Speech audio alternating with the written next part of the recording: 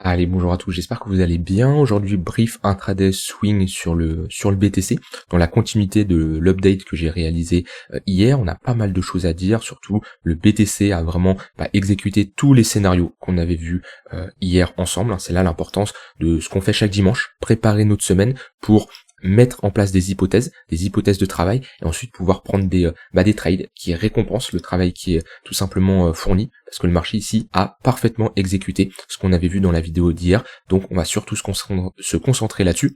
On verra ensuite bien sûr Ether et les altcoins les plus fortes en ce début de semaine pour, pourquoi pas, mettre à nouveau des hypothèses, des plans d'action concrets pour prendre des positions dans les prochaines heures, dans les prochains jours.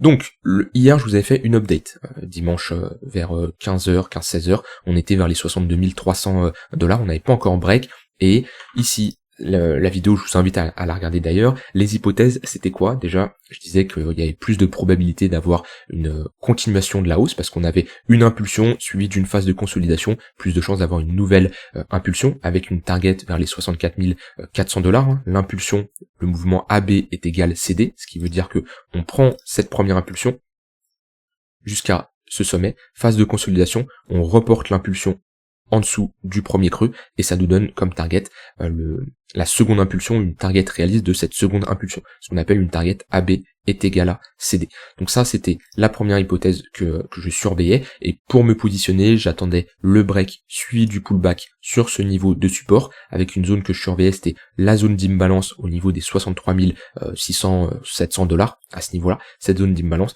et ensuite cette zone de résistance. Et au cas où on cassait par le bas, chose qu'on n'a pas eu, je surveillais les 61 000 $. Le marché a très bien réagi comme on l'a vu hier. Déjà, on a bien eu notre break suivi du pullback. Ici, on le voit bien, très significatif. Là-dessus, c'est un magnifique break suivi d'un pullback. On a consolidé parfaitement au niveau de la zone d'imbalance, 63 700 $. On voit qu'on a rejeté à 3 reprises. On est rentré dans un petit range sur du court terme. Et ensuite, on a été chercher cette target AB est égal CD.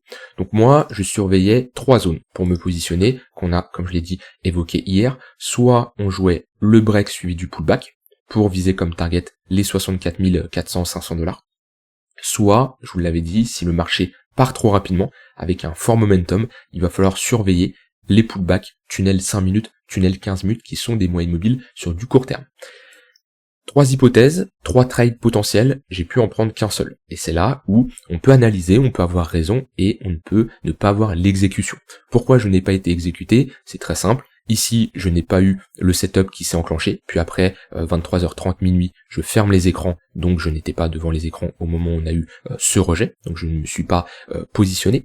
Donc déjà, premier scénario, première hypothèse qui s'exécute, mais je ne rentre pas en position, parce que je peux pas trader 24 heures sur 24, et dans tous les cas, je n'avais pas mon exécution. C'est bien d'avoir une zone de localisation, mais ensuite, il nous faut l'exécution, et je ne l'avais pas.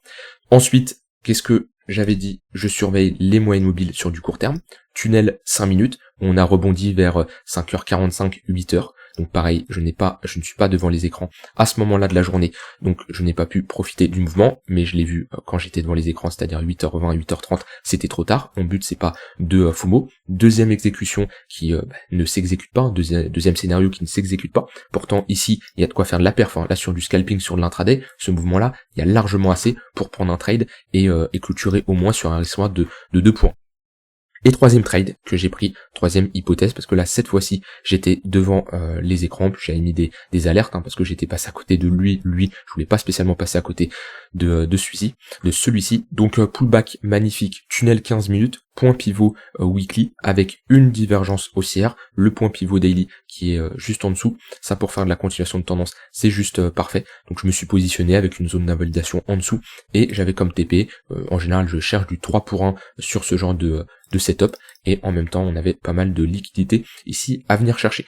Donc voilà, au final 3 scénarios, 3 hypothèses de travail, un trade, c'est comme ça. Peut-être que des fois j'aurais même 0 trade, peut-être que j'en aurais eu 2-3, ça se trouve j'aurais eu 3 perdants, c'est comme ça. Après c'est le marché qui décide, mais en tout cas ça fait vraiment plaisir que ce qu'on a vu hier en place c'est parfaitement exécuté. Je pensais pas que ça allait s'exécuter parfait un lundi comme ça aussi rapidement. On aurait pu très bien consolider et y aller en 2-3 temps, c'est-à-dire en 2-3 jours sur les targets qu'on a vus, mais le marché en a décidé autrement, et tant mieux. En tout cas, je commence très bien ma semaine. En ce moment, je suis dans une très bonne période d'un point de vue trading, que ça soit septembre, août même, août-septembre. Je vous avais partagé mes résultats que j'avais fait il y a quelques jours. Et ouais, août-septembre et là début octobre, j'enchaîne très bien, de très bonnes performances. Maintenant, c'est dans le genre de moment où faut rester lucide, faut rester humble, faut pas se déconcentrer. C'est pas parce qu'on enchaîne 3, 4, 5, 6, voire plus de trades gagnants qu'il faut, ça y est, FOMO, augmenter le risque. Et c'est là où faut pas rendre l'argent au marché, tout simplement, parce que une erreur ça peut aller très vite. Faut pas se laisser sentir pousser des ailes, tout simplement. Donc ça soit qu'on enchaîne les pertes, qu'on enchaîne les gains, comme je dis, faut toujours respecter son risque, respecter son plan de trading, et le travail paye, tout simplement. Donc ça me fait plaisir. N'hésitez pas à me dire si vous hier vous avez profité du marché, enfin avec l'analyse que j'ai réalisée, vous en avez profité. Le but c'est pas de vous dire ah oui regardez je suis le meilleur, ça s'est bien passé. À chaque fois c'est de vous montrer mes hypothèses, mes méthodes, ma manière de trader, ma manière de fonctionner, et pas spécialement que vous copiez-collez, mais juste que vous vous inspirez pour vous potentiellement réaliser votre analyse de votre côté. Le but c'est tout simplement de vous aider. Donc voilà, ça c'était un peu sur ce qui s'est passé entre hier soir et actuellement sur ma journée de trading. Maintenant, où est-ce qu'on en est? Donc comme je dis, on a rejeté au niveau des 64 400 $. On est à l'intérieur d'un range. Si on a des replis sur le bas de range, 62 500 $, c'est une bonne zone pour chercher des achats. Alors, je vais affiner en une heure. Ouais, si on revient chercher globalement cette zone-là, 62 600, 62 700, très bonne zone de localisation pour chercher des achats. Et pareil pour viser la borne haute, 64 500 $. Je ne vais pas spécialement chercher des shorts au-dessus de ce niveau-là, c'est une bonne zone pour prendre des profits, mais pas spécialement pour ouvrir des shorts.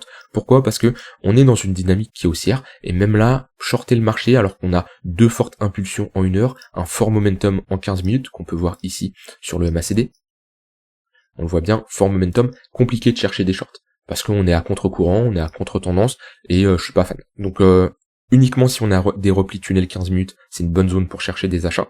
Sinon, ici, je ne cherche pas de short, et à voir si le marché retourne chercher la zone que je vous ai dit pour de la continuation de tendance au niveau des moyennes mobiles, qui est du coup en confluence avec la zone que je vous ai dit ici, 62 600 $, qui est cette zone-là, 62 600 $, ça peut être une bonne zone, comme je l'ai dit, pour chercher des achats. Donc voilà, moi ma journée elle est faite, ça m'étonnerait que je reprends d'autres trades, à moi comme je dis j'ai un setup qui est ici, mais faudrait y aller quand même doucement, pousser à la divergence haussière, parce que j'aime pas prendre un trade en achat si on y va fortement. Vous voyez la différence ici, où on y va, mais on pousse à la divergence haussière, d'accord? Vous voyez, on y va en plusieurs temps.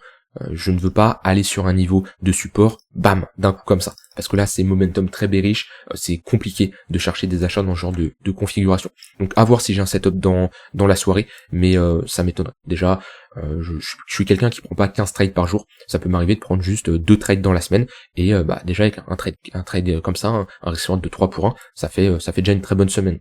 Vous n'êtes pas obligé d'être dans l'over trading à prendre 40 trades par jour, ça n'a aucune utilité.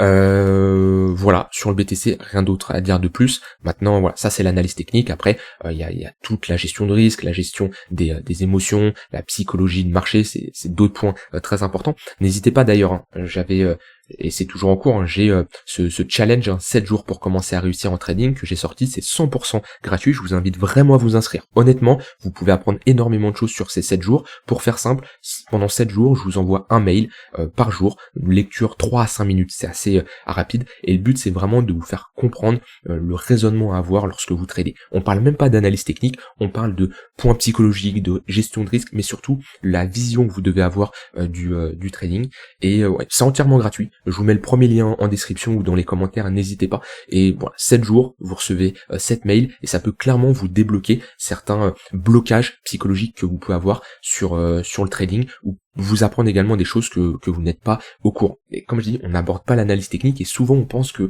quand on a des problèmes, c'est un problème d'analyse technique, on va se retrouver à chercher d'autres indicateurs. On l'a tous fait ça. Moi quand j'ai commencé, je l'ai fait aussi. C'est on teste certaines choses, ça ne marche pas, on va chercher d'autres indicateurs, puis ça va marcher un temps, puis après on va rechanger, puis on va aller sur YouTube, voir des indicateurs de certaines personnes, c'est pas le problème. C'est pas ça le problème. Le problème, il est là. Le problème, c'est d'un point de vue psychologique, d'un point de vue vision du marché, compréhension du marché, d'un point de vue gestion de risque. Et croyez-moi qu'en 7 jours, je vous envoie 7 mails. Vous testez, ça ne vous coûte absolument rien. Si vous n'aimez pas, vous pouvez vous désinscrire. Dans tous les cas, comme je dis, c'est entièrement gratuit. Mais croyez-moi, vous verrez que sur ces 7 jours, vous pouvez avoir une autre vision du marché et comprendre comment bien aborder le marché. Voilà, je vous mets le premier lien en description. Si ça vous intéresse, vous pouvez vous inscrire juste ici.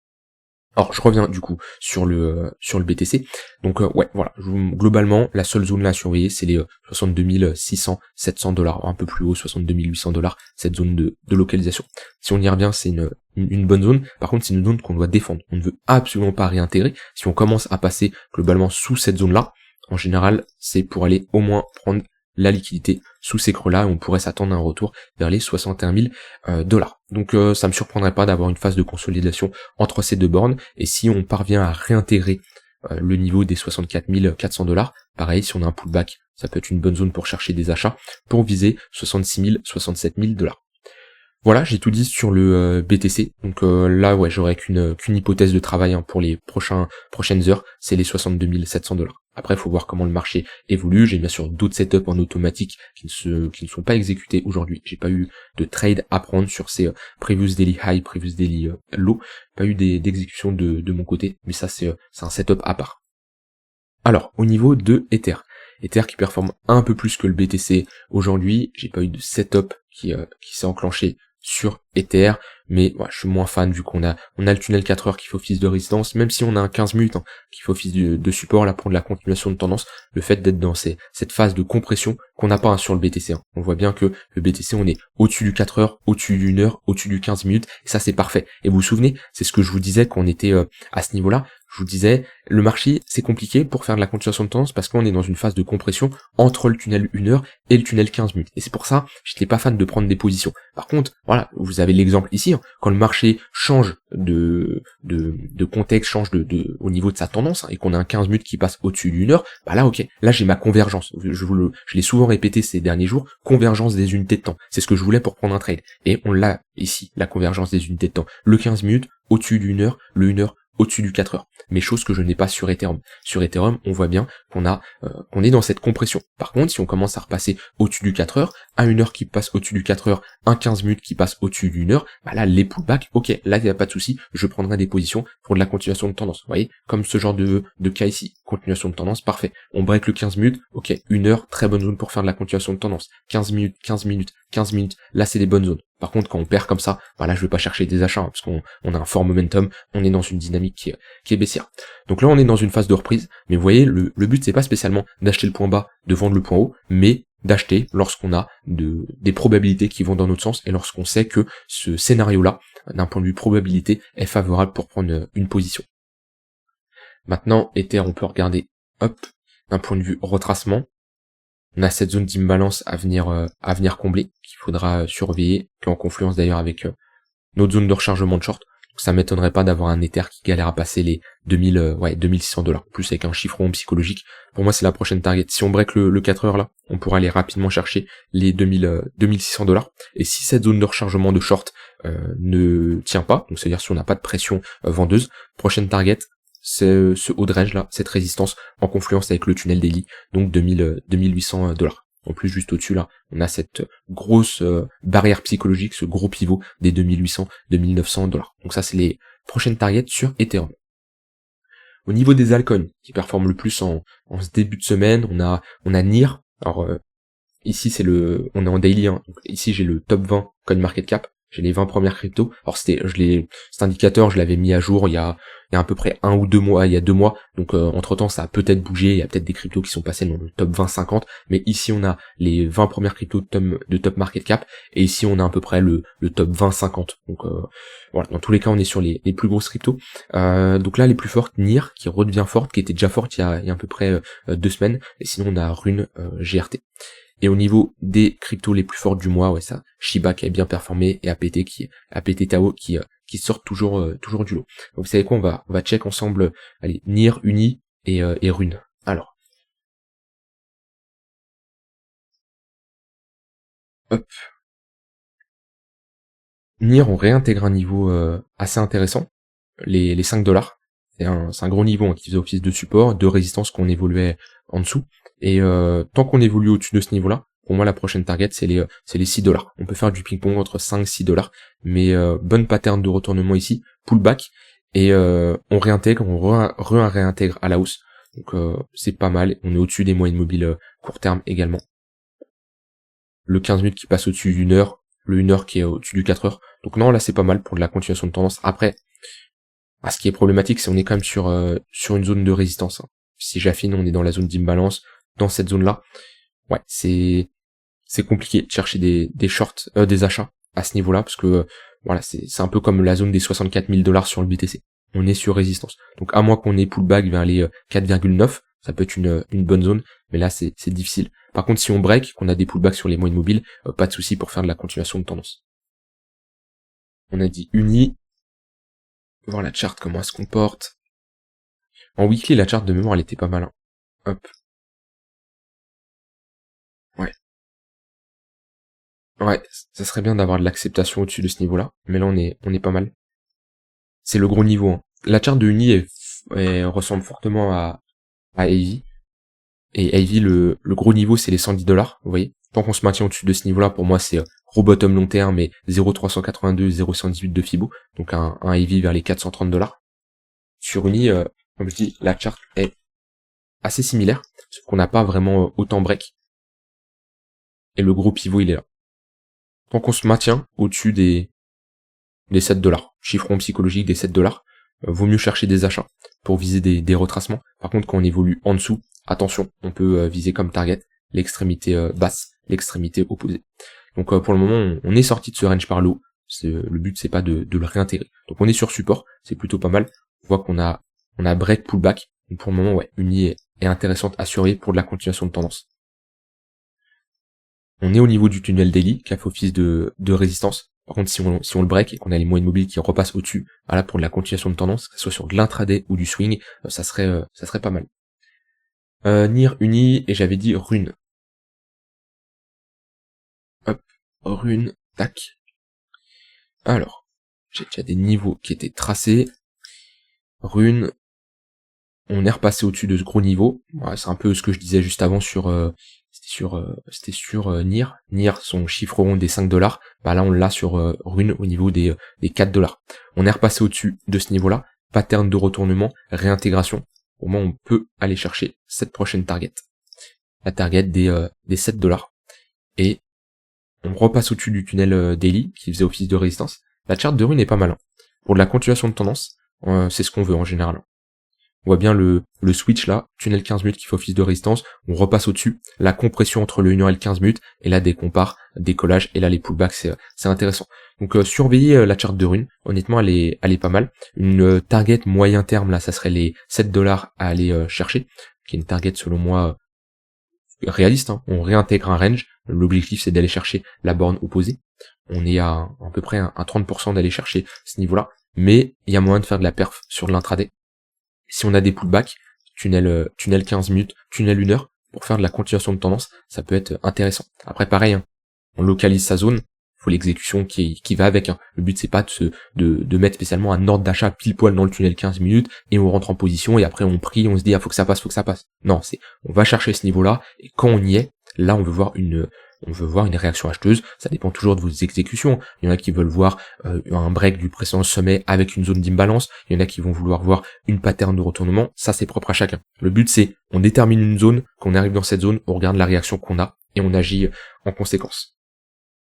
Voilà pour Rune et les 3 altcoins que j'ai dites là, qui sont les 3 plus fortes qu'il va falloir surveiller. Puis pour cette semaine, vu que la nouvelle semaine est créée, il faudra suivre. On pourra commencer à regarder mercredi, jeudi les altcoins qui sortent du lot cette semaine. Rien d'autre à dire de plus, on va surveiller BTC ensemble, mais c'est plutôt pas mal la réaction qui nous fait. Donc voilà, n'hésitez pas à rejoindre le Discord si vous voulez discuter de tout ça, poser des questions, partager vos trades, vos setups, vos analyses. Comme je l'ai dit, si vous voulez tester ce petit challenge de 7 jours, vous recevez un mail par jour qui peut clairement vous apporter énormément dans votre trading. C'est gratuit, ça vous coûte rien, je vous mets le premier lien en description. Je vous souhaite une très bonne soirée, très bonne fin de journée, je vous dis à demain pour une prochaine vidéo. Bye bye.